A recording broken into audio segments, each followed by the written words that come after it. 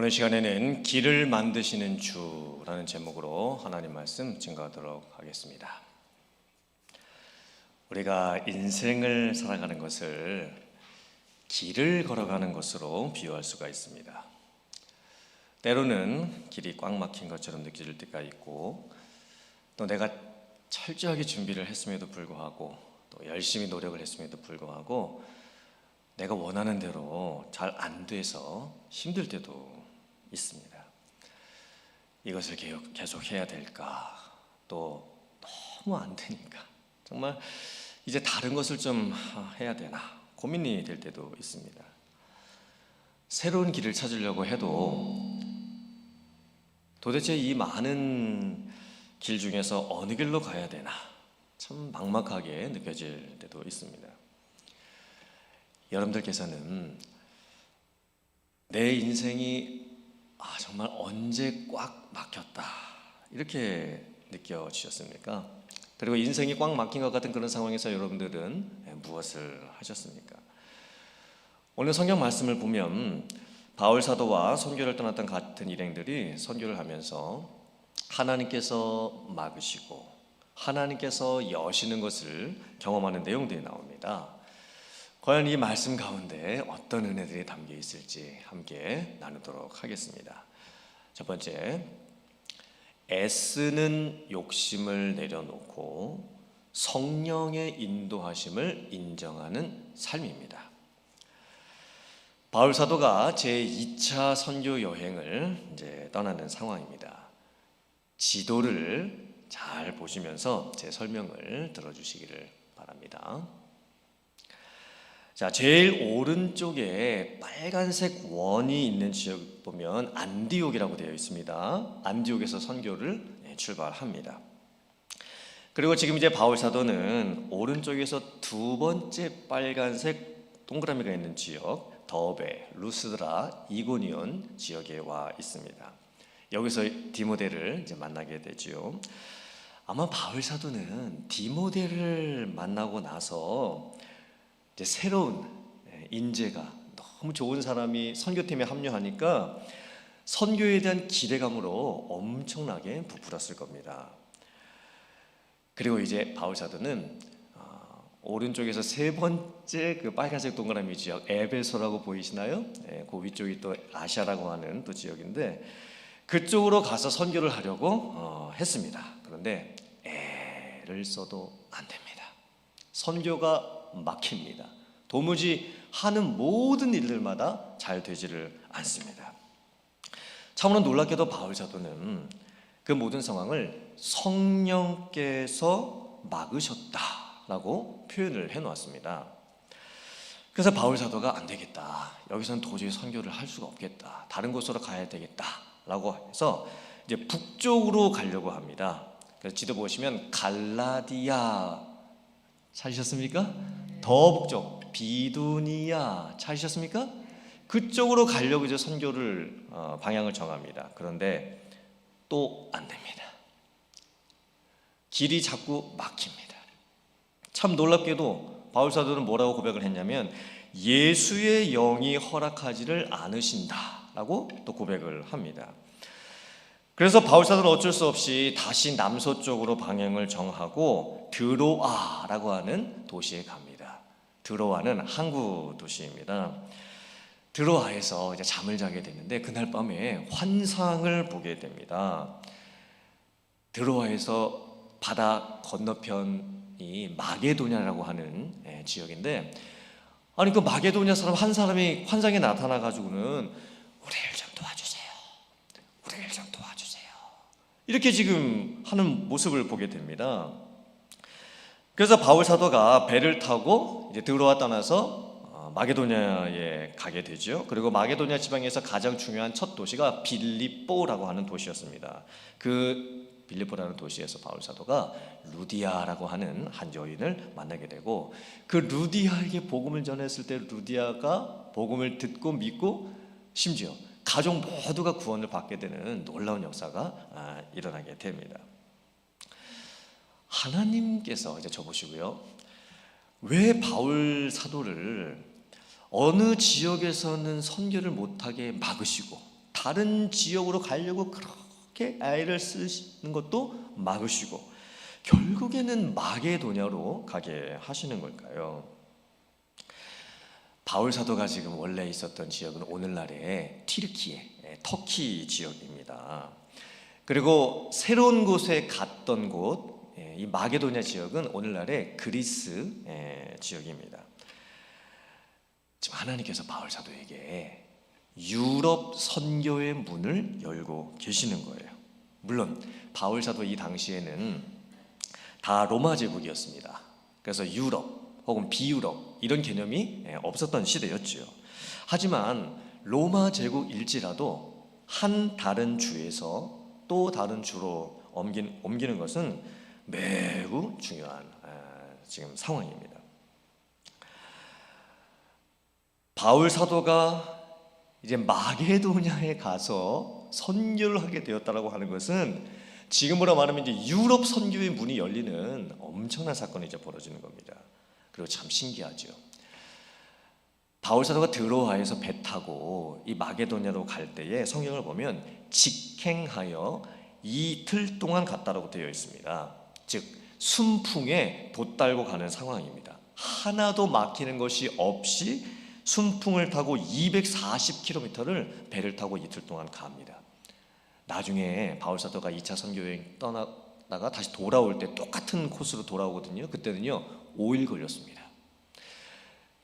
지금 이틀 동안 직행해서 순풍 타고 배를 타고 이제 그 마게도냐로 가는 겁니다. 참 신기하지 않습니까? 지금까지 아마 수개월 동안에 바울 사도는 하는 일마다 안 됩니다. 가는 곳마다 막힙니다. 그렇게 애를 쓰려고 해도 안 됩니다. 그런데 이 마게도냐로 가는 길은요 하나님께서 활짝 열어 놓으십니다. 직행해서 순풍을 타고 달린 그 배를 타고 도착을 하게 되는 거죠. 참 놀라운 섭리입니다.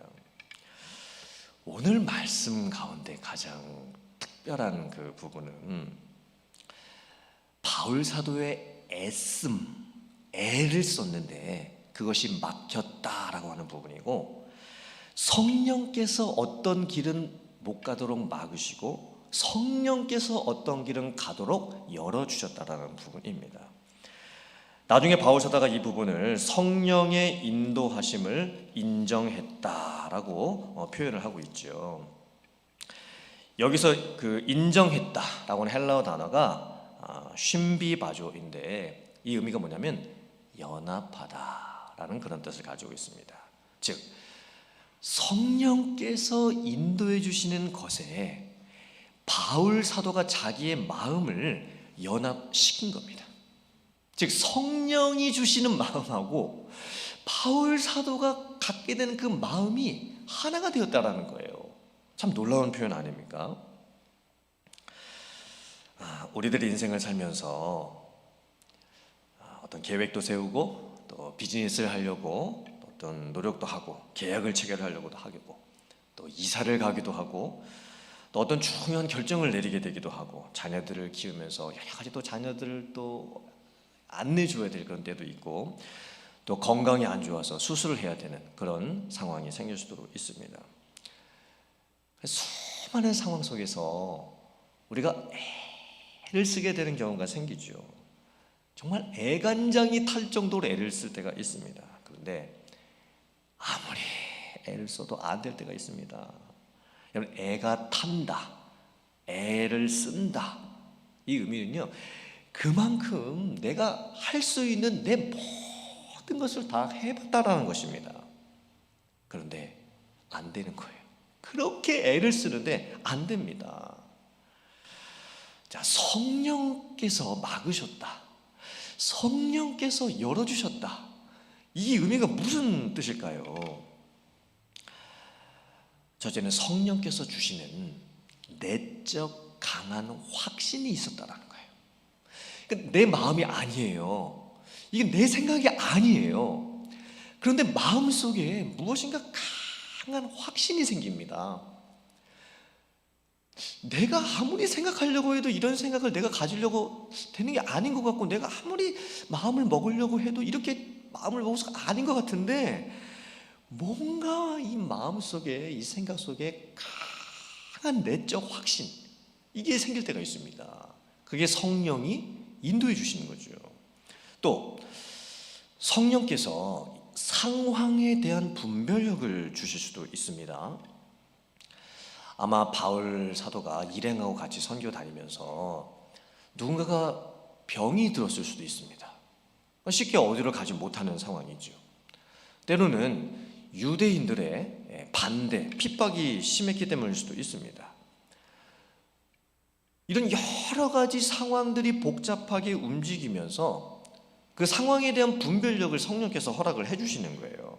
그래서 이 일을 해야 될 것인가, 저 일을 해야 될 것인가, 이 방향으로 가야 될 것인가, 저 방향으로 돼야 될 것인가 라고 했을 때 성령의 인도하심을 받고 따라가는 것입니다. 사랑하는 성도님들, 우리가 왜 내 인생 가운데에는 그렇게 마음이 갈팡질팡하게 될까요? 무엇 하나 결정하기가 왜 그렇게 힘든 것일까요? 또 결정을 하고 나면 이게 잘 될까 안 될까 왜 그렇게 마음이 불안한 것일까요? 잘 안 되면 어떻게 하나 염려하고, 또 잘 되면 금방 웃다가, 또 잘 안 되면 또 금방 또 슬퍼하다가 낙심하다가, 우리가 왜 이렇게 되는 것일까요?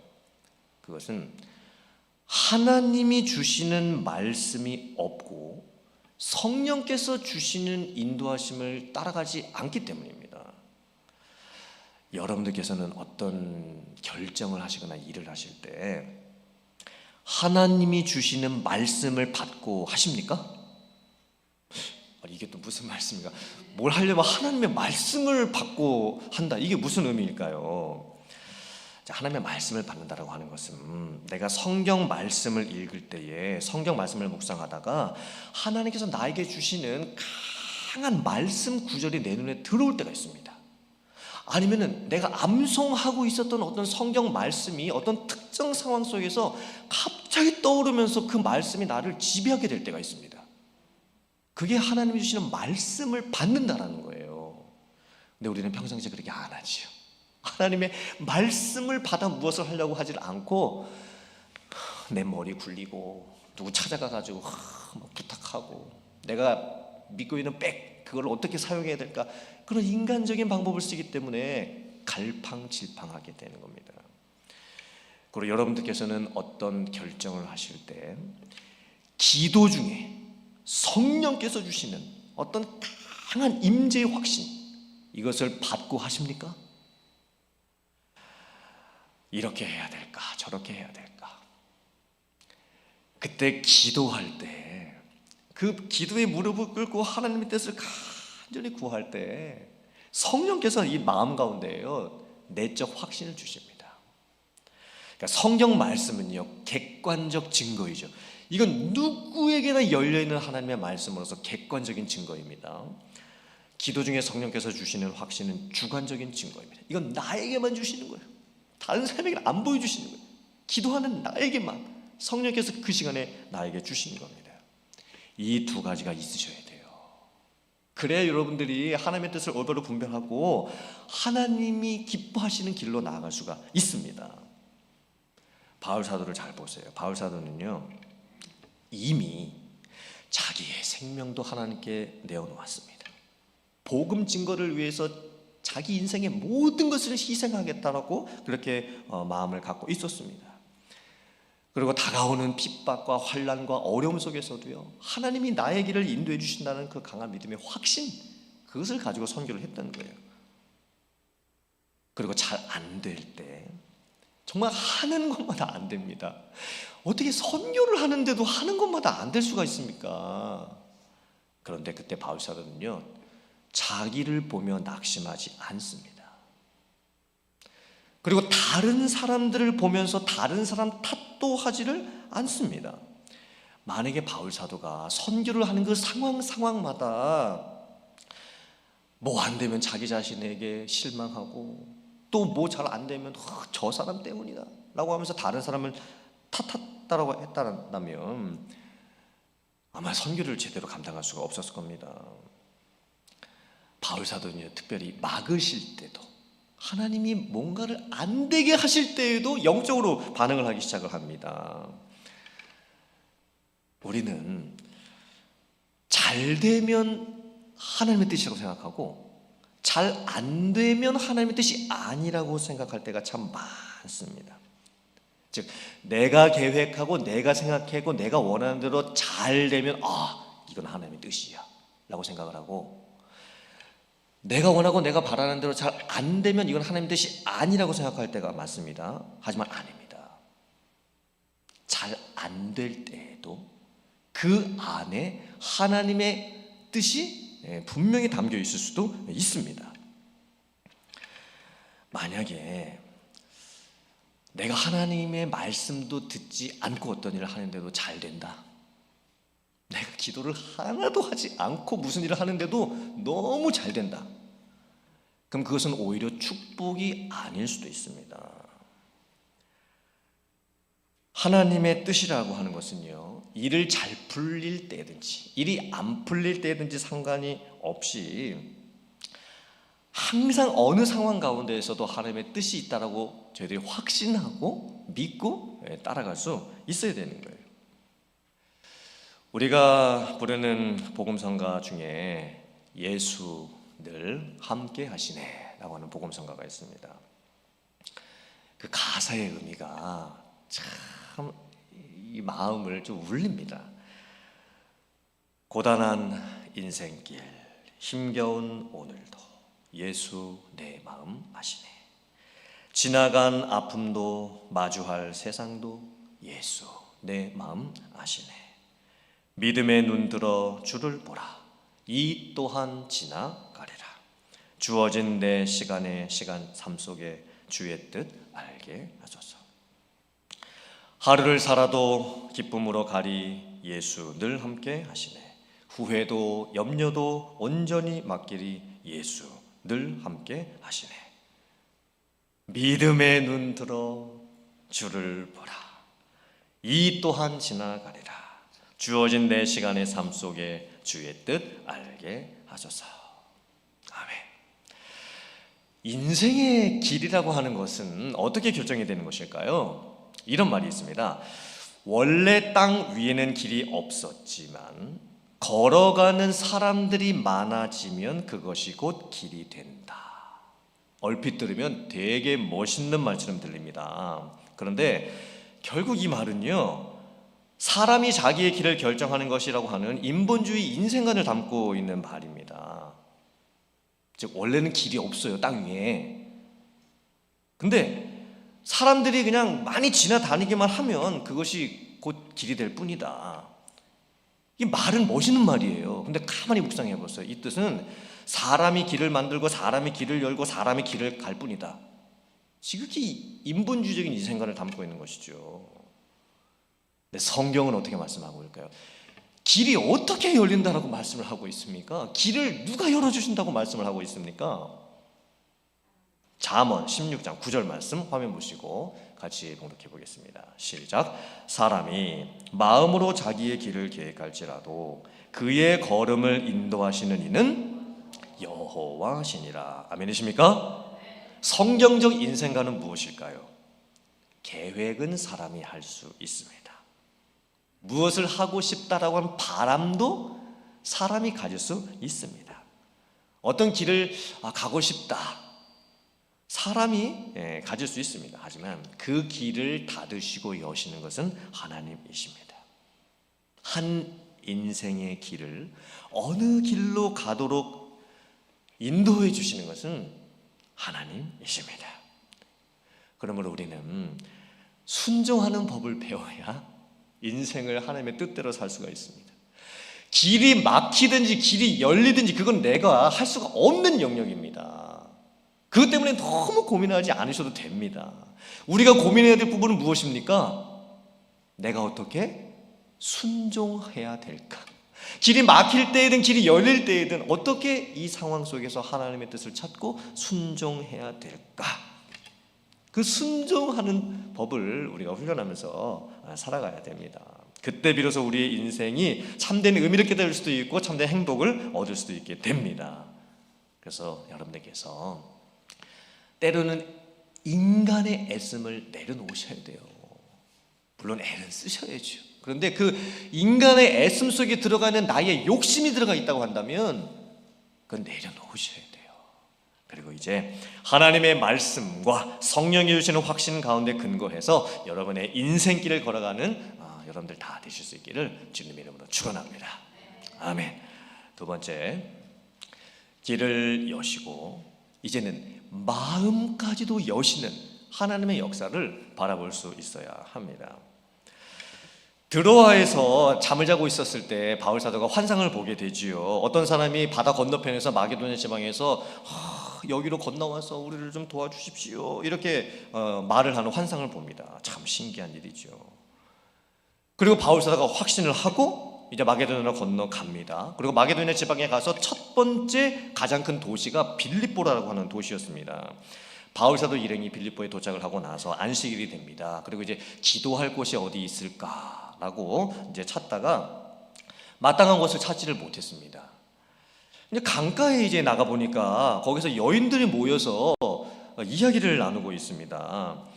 근데 그 여인들 중에서 한 그 여인이 있었는데 루디아라고 하는 그 여인을 만나게 됩니다. 루디아, 우리 교회로서는 좀 익숙한 이름이죠. 루디아의 고향은 두아디라입니다. 두아디라. 이 이름도 어디서 많이 들어본 이름 아닙니까? 어느 지명일까요? 요한계시록에 나오는 7 교회 중에 한 교회가 두아디라 교회죠. 이 루디아라고 하는 여인은요, 원래 자기가 살던 그 고향은요 두아디라 지역이었어요. 그리고 두아디라는 염색 공업으로 유명한 도시였었습니다. 그리고 루디아는요 옷감 장사를 하는 분이셨습니다. 비즈니스에 종사했죠. 즉 루디아는요 이 두아디라 본점에서 이 빌립보 지점으로 이렇게 출장 아니면 뭐 지점장 정도로 이렇게 보낸 그런 여인입니다. 어쩌면 그 당시 루디아는 대단한 여인이었죠. 비즈니스를 하는 여인이었습니다. 큰 사업을 하는 여인이었습니다. 상류층 계급을 갖고 있었고 영향력도 큰 여인이었죠. 그리고 참 신기한 역사가 일어납니다. 여인들이 있지요. 루디아가 그 가운데 이제 한 명입니다. 그리고 바울 사도가 이제 복음을 전합니다. 근데 신기하게 그때 루디아의 마음이 열립니다. 그리고 복음을 듣고 예수를 믿고 구원을 받는 역사가 일어나게 됩니다. 자기 혼자만 구원받는 것이 아니라 루디아의 가족 식구들 전체가 구원을 받습니다.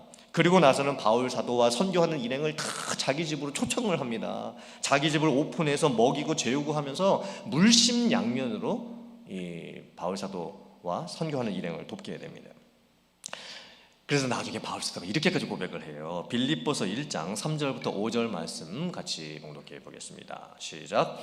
내가 너희를 생각할 때마다 나의 하나님께 감사하며 간구할 때마다 너희 무리를 위하여 기쁨으로 항상 간구함은 너희가 첫날부터 이제까지 복음을 위한 일에 참여하고 있기 때문이라. 아멘.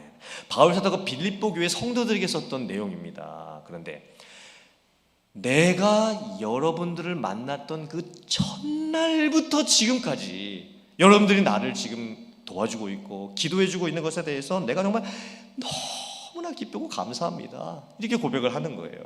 이 바울 사도가 지금 언급하고 있는 빌립보에 가서 첫날 만났던 그걸 지금 누구를 연상하면서 말을 하고 있는 걸까요? 아마도 루디아이겠죠. 이 루디아의 첫 만남도 참 독특했고 그 이후에 이 빌립보 성도들과의 이 만남이 참으로 독특했습니다. 빌립보 교회 성도들은요 바울 사도가 선교하면서 여러 가지 어려움을 겪고 재정적인 곤란을 겪었을 때 헌금을 해서 바울 사도에게 보내고 돕는 그런 역할을 하게 됩니다. 다른 지역에 있는 교회들이 아무도 돕지 않았습니다. 그런데 빌립보 교회는 이 바울 사도를 위해서 그 선교 헌금을 해가지고 보내줬던 거예요. 참 신기하죠. 하나님께서 그 튀르키예 터키 지역에서 그렇게 선교를 하려고 애쓸 때는 다 막으시다가 이제 빌립보에서 선교를 하게 될 때는 어떻게 루디아의 마음을 그렇게 열어주셨던 것일까요? 그리고 바울 사도가 그냥 우연히 강가에 나간 겁니다. 우연히 여인들이 모여 있었습니다. 그 중에 또 우연히 루디아라고 하는 여인이 그 가운데 있었습니다. 왜 하필 루디아의 마음이 열렸을까요? 그리고 그 루디아가 빌립보 교회 성도로서 어떻게 끝까지 바울 사도를 돕는 그런 역할을 감당하게 됐을까요? 정말 사람은 모를 일입니다. 아무리 생각을 해봐도 정말 모를 일입니다. 이것은 하나님이 여셔서 하나님이 하시는 하나님의 역사라고 밖에는 달리 고백할 방법이 없습니다. 목회도 똑같은 것 같습니다. 목회도 해보면 설교를 하고 또 제자훈련을 시키고 또 신방을 하고, 근데 어떤 성도님들의 마음은 활짝 열릴 때가 있고 어떤 성도님들의 마음은 또 열리지가 않을 때가 있습니다. 그렇게 제가 마음속에 품고 애쓰고 그렇게 막 저도 애간장을 태우면서 하는데 왜 교회 사역의 어떤 부분은 열리고 어떤 부분은 막히는지, 이걸 뭘로 설명하겠습니까? 물론 제가 부족해서일 수도 있지요. 또 우리 교회 성도님들이 또 여러 가지 상황이 있으실 수도 있습니다. 하지만 분명한 것은 하나님의 역사가 그 배후에 있다라는 거예요. 내가 애써서 노력했는데도 안 될 때도 하나님의 역사가 있습니다. 그래서 우리는 낙심하지 말아야 됩니다. 그리고 하나님이 무엇인가 열어주실 때는 저뿐만이 아니라 모든 성도들이 함께 한마음이 되어서 그 열리는 방향으로 힘차게 나아가야 됩니다. 그 하나님이 뭔가를 열어주시는데도 아무것도 안 한 채 그냥 있으면 안 되는 것이죠.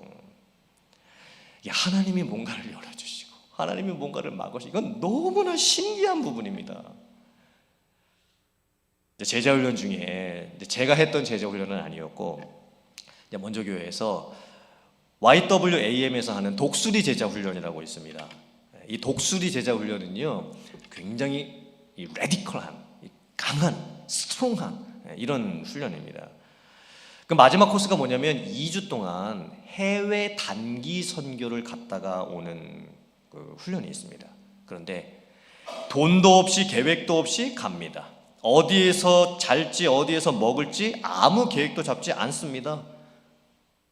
그냥 길거리를 가다가 누구를 만나게 되면 본인들의 사정 얘기를 하면 누군가가 밥을 먹여주기도 하고, 또 그 스킷, 짧은 연극이죠. 그것을 길거리에서 연극 막 공연을 하면 누군가가 그 연극을 보고 나서 아니 당신들 어디에서 왔어? 그럼 이제 선교팀이 사정 얘기를 막 하겠죠. 그러면 누군가가 자기 집으로 초대를 해주고 그 집에서 이제 잠을 자게 됩니다. 계획을 세우고 가면 안 되는 선교 여행이에요. 여러분, 근데 해외에 가서 선교를 하는데 어떻게 계획을 안 세우고 갈 수가 있습니까? 무슨 일이 어떻게 닥칠지 알고, 이게 대단한 믿음인 거죠. 누구를 만날지, 뭘 사 먹을지, 어디서 잘지, 뭘 할지 아무 계획이 없습니다. 그리고 2주 동안은 7명, 8명이 함께 지낸다고 생각을 해보세요. 얼마나 위험한 상황들도 많이 닥치고 얼마나 예상치 못한 일들이 많이 닥치겠습니까? 그때 체험을 하는 거죠. 하나님께서 이 사람을 만나게 해주셨구나. 하나님께서 이 일을 우리에게 허락해 주셨구나. 이 모든 것을 다 하나님이 하고 계시는 것이구나. 이걸 2주 동안 체험하고 오는 거예요. 그리고 고백하게 되는 거죠. 하나님이 내 인생을 책임져 주고 계시는구나. 하나님이 복음 전하는 자들의 이 발걸음을 책임져 주고 계시는구나. 하나님이 입을 것과 먹을 것과 쉴 것과 잘 것 다 모든 것을 예배해 주시는구나. 그리고 자기의 일상 가운데 돌아와서 직장 다니고 비즈니스하고 신앙생활 하면서 모든 것을 다 하나님께 맡기고 살아가게 되는 겁니다. 이게 길을 만드시는 주님을 만나는 거예요. 길을 만드시는 주님, Waymaker, 그 하나님을 만나는 겁니다. 욥기 23장 10절부터 12절 말씀 같이 봉독해 보겠습니다. 시작.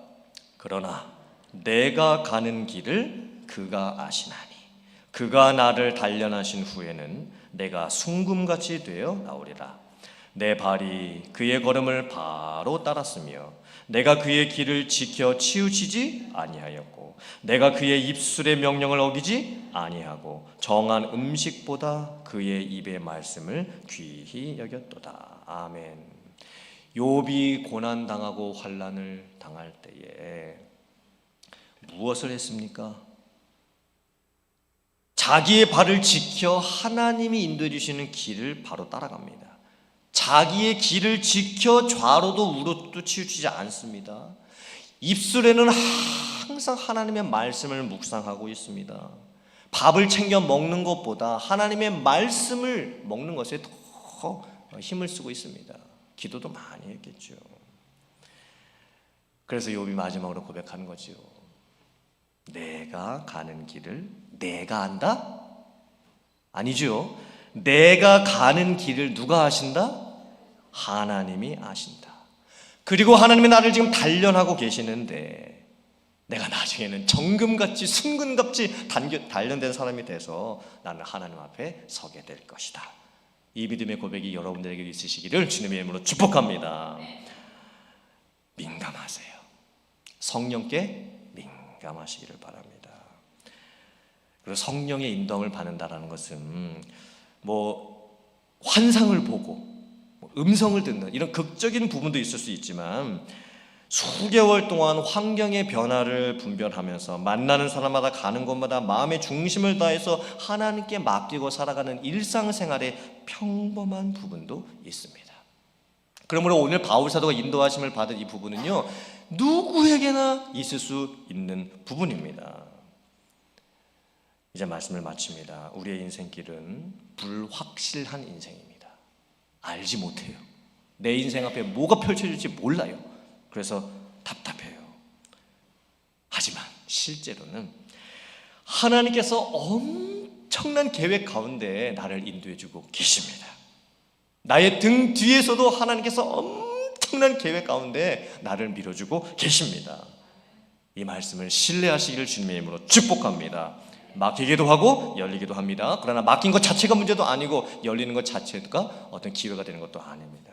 온전히 주님 신뢰하고 역풍이 불 때에든 순풍이 불 때에든 마침내 하나님께서 인도해 주시는 그 길을 온전히 순종함으로 걸어갈 수 있는 여러분들 다 되실 수 있기를 주님의 이름으로 축원합니다. 아멘.